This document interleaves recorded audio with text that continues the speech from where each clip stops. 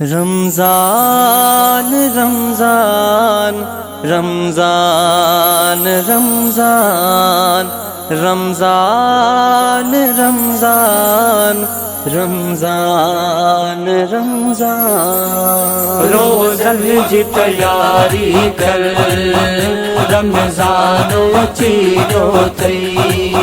रोज़न जी तैयारी कर रमज़ान चीरो थई सरदार महीनन जो सरदार महीनन जो मेहमान अचियो थई रोज़न जी तैयारी कर रमज़ान चीरो थई रोज़न जी तैयारी कर रमज़ान चीरो थई रहमत जो खजानो थई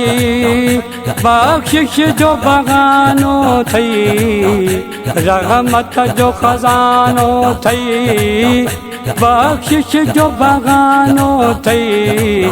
राज़िक बिज में राज़ी फरमान वचीयो थई राज़िक बिज में राज़ी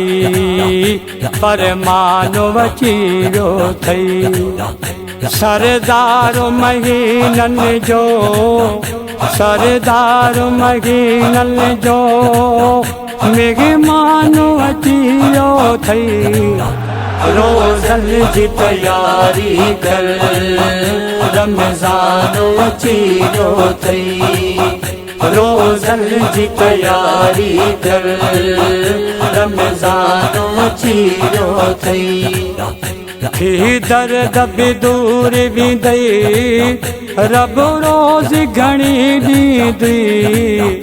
थी दर्द भी दूर भी दई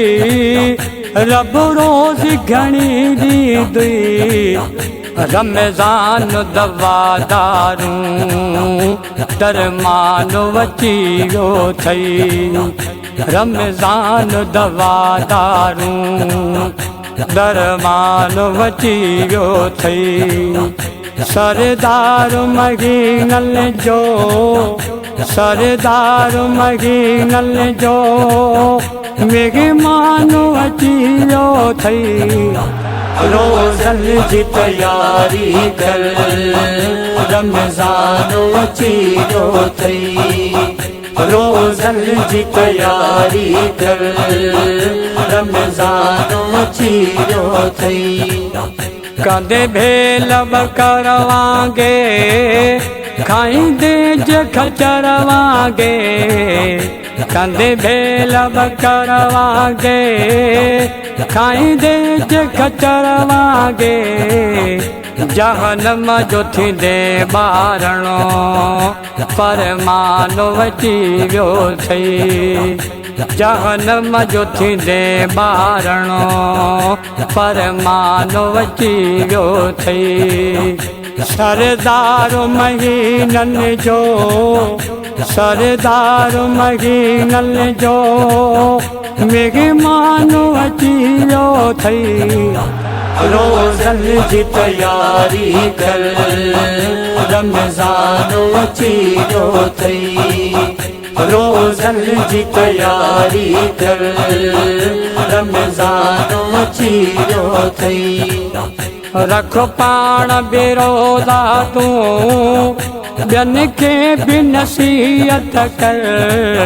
ॾिज मौत खमारे फाणी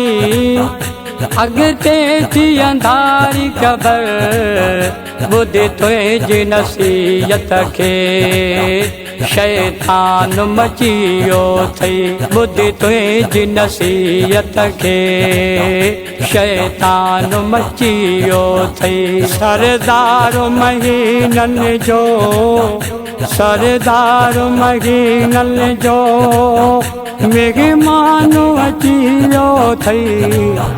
रोज़न जी तैयारी कर